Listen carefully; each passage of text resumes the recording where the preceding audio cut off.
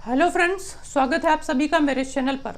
आज के वीडियो में हम लोग शुरू करने वाले हैं 11th क्लास केमिस्ट्री का पहला chapter some basic concept of chemistry, जिसका एक टॉपिक है रासायनिक संयोजन के नियम।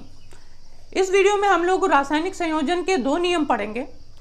बाकी के 2 नियम अगले वीडियो में कवर करेंगे। वो 2 नियम थोड़े से टफ हैं, जिसमें 90% से ज़्यादा बच्चे कंफ्यूज हो जाते हैं, इसलिए उसको मैं थोड़ा सा ज़्यादा डिटेल में एक्सप्लेन करूँगा दूसरे वीडियो में।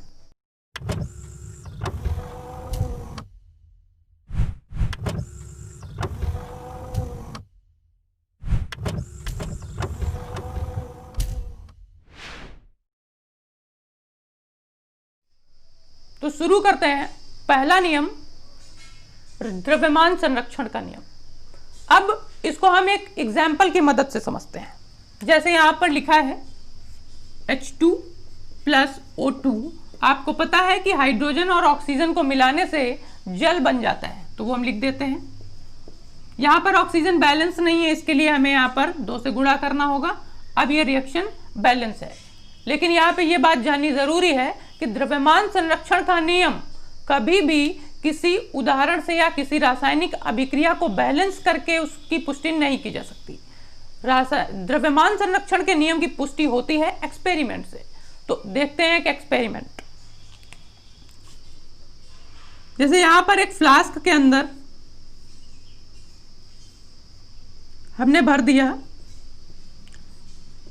Na2SO4। यहां पर ये पहला अभिकारक पदार्थ है। जिस तरह से इस अभिक्रिया में एक अभिकारक पदार्थ ये था और एक अभिकारक पदार्थ ये था, ये दोनों अभिकारक पदार्थ मिलके एक उत्पाद बनाते हैं। यहाँ पर हाइड्रोजन ऑक्सीजन 2 अभिकारक पदार्थ हैं, मिलकर यहाँ पर एक उत्पाद बनाते हैं जो कि है जल। उसी तरीके से यहाँ पर एक अभिकारक पदार्थ Na2SO4 है और दूसरा अभिकारक पदार्थ हम यहाँ पर इसकी एक टेस्ट ट्यूब में भर देते हैं CaCl2।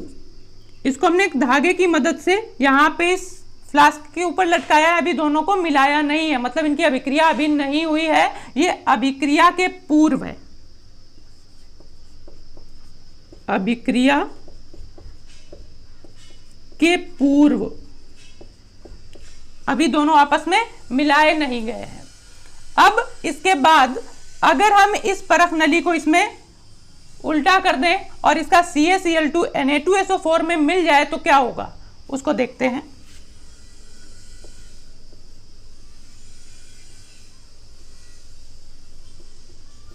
जब हम इसको आपस में मिला देंगे CaCl2 और Na2SO4 को, तो यहां पर एक PPT जमा हो जाएगा। PPT आपको मालूम है, नीचे सतह में जो चीज जम जाती है वो PPT है, और वो PPT होगी, PPT है CaSO4 और ऊपर जो होता है वो NaCl होता है। तो यहां पर ये अभिक्रिया के पूर्व और ये अभिक्रिया के बाद।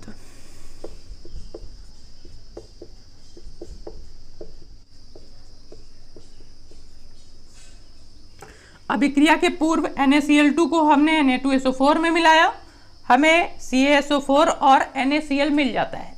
ये हुआ एक्सपेरिमेंट। इसको हम एक अभिक्रिया के फॉर्म में, एक रिएक्शन के फॉर्म में लिखेंगे तो कैसे लिख सकते हैं? CaCl2 + Na2SO4 हमें मिल जाएगा।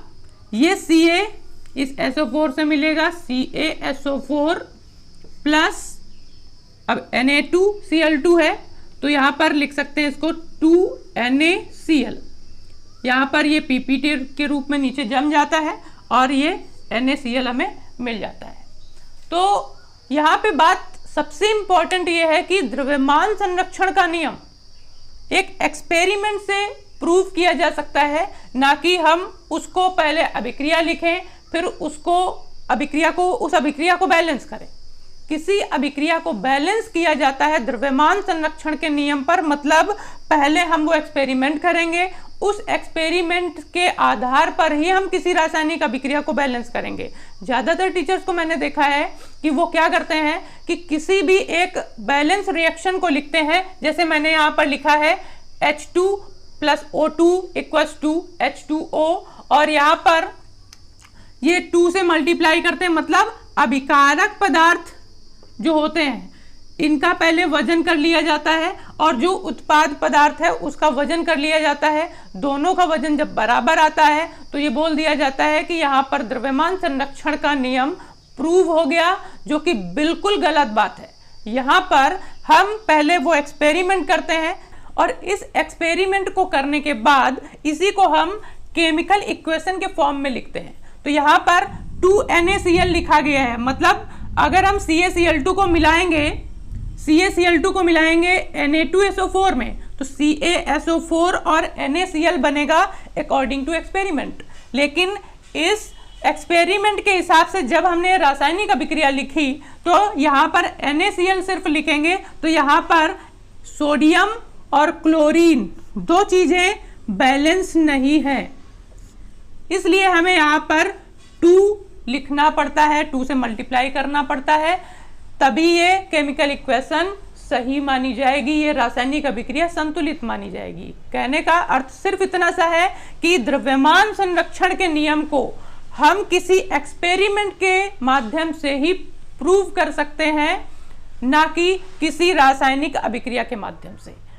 यहाँ पर CaCl2 और Na2SO4 को जब हमने लिया था अभिक्रिया से पूर्व, तो अगर हम इनका वजन करेंगे तो यहाँ पर इनका वजन मान लीजिए 300.23 ग्राम आया। तो अभिक्रिया के पूर्व जब 2 अभिकारक पदार्थ थे उनको हमने मिलाया नहीं, तब इनका वजन आया 300.23 ग्राम। तो अभिक्रिया के बाद जो हमें उत्पाद मिले हैं NaCl और CaSO4, तो इनको मिलाने के बाद भी जब हम पूरे प्रोडक्ट का वजन करेंगे तो इतना ही आना चाहिए, 300.23 ग्राम। बहुत सी जगहों पे मैंने देखा है कि द्रव्यमान संरक्षण के नियम को इस तरीके से सिद्ध करते हैं कि हाइड्रोजन का परमाणु द्रव्यमान होता है 1 और यहाँ पर हाइड्रोजन की संख्या 4 है, तो यहाँ पर ये 4 हो गया, इसका द्रव्यमान पूरे हाइड्रोजन का कुल द्रव्यमान 4। और यहाँ पर ऑक्सीजन की द्रव्यमान संख्या यानी परमाणु भार होता है 16 और यहाँ पर दो ऑक्सीजन है, तो ऑक्सीजन 2 होने की वजह से हो जाएगा 32। अब इन दोनों द्रव्यमान को जोड़ने से आ जाएगा 36।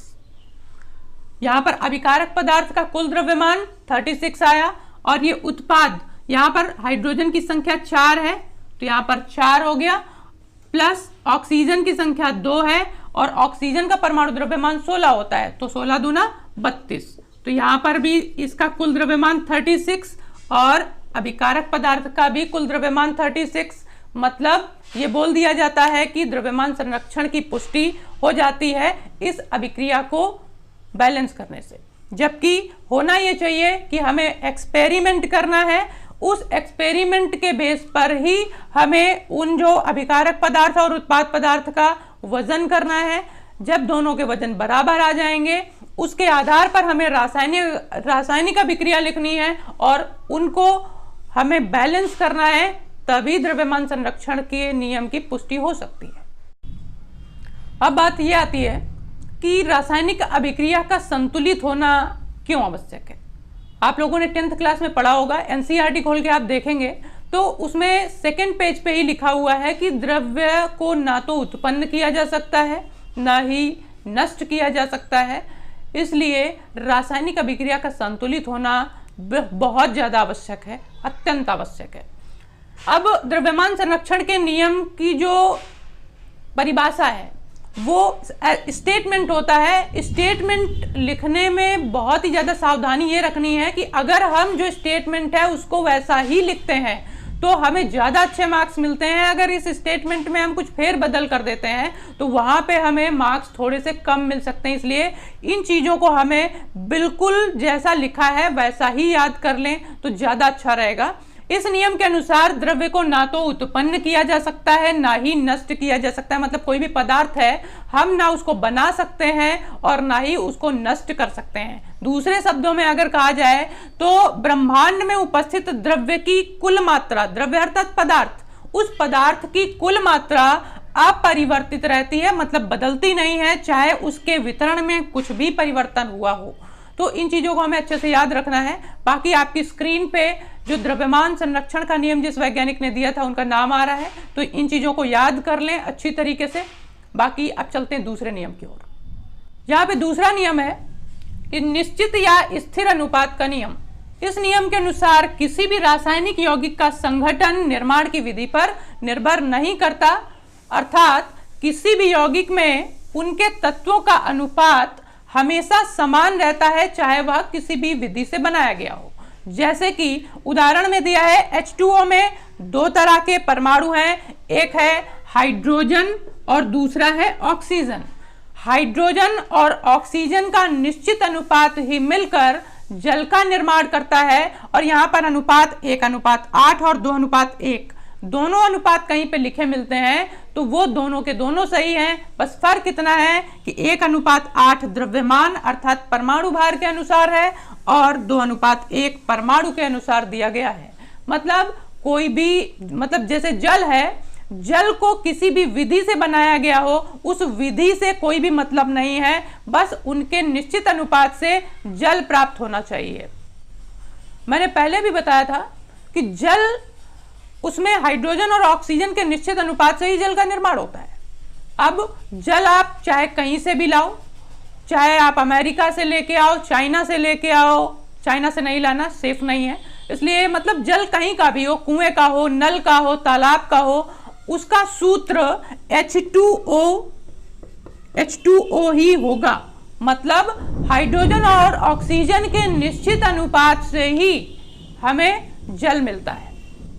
मान लीजिए यहाँ पे हम हाइड्रोजन लेते हैं और ऑक्सीजन लेते हैं, ये हाइड्रोजन है और ये ऑक्सीजन है। ऐसा नहीं है कि हाइड्रोजन और ऑक्सीजन को मिलाने से सिर्फ जल ही बनता है, इनके अलग अलग अनुपात अलग अलग यौगिक का निर्माण करते हैं।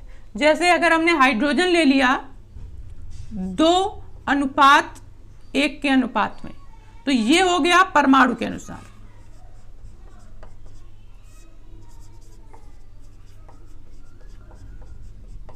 मतलब हाइड्रोजन के 2 परमाणु और ऑक्सीजन का 1 परमाणु लेंगे, जिससे हमें मिल जाएगा क्या, H2O यानी जल। अब इसके बाद अगर द्रव्यमान के अनुसार देखें, द्रव्यमान के अनुसार, द्रव्यमान यानी परमाणु भार, तो परमाणु भार के अनुसार अगर हम देखेंगे तो यहां पे लेंगे हाइड्रोजन का होता है 1, तो यहां पर 2 लेने हैं हमको, इसलिए 2 हो गया। और ऑक्सीजन यहां पर होता है, ऑक्सीजन का परमाणु भार 16। तो अगर हम इसको सरल अनुपात में निकालेंगे तो ये हो जाएगा इसका सरल अनुपात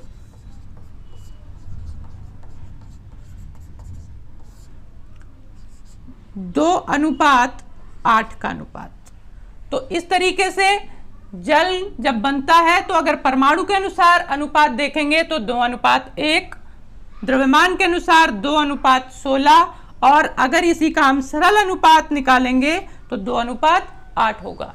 अगर मान लीजिए यहाँ पर हाइड्रोजन के अलावा H2O2, हाइड्रोजन भी 2 है और ऑक्सीजन भी 2 है, तो ये बन जाता है हाइड्रोजन परऑक्साइड।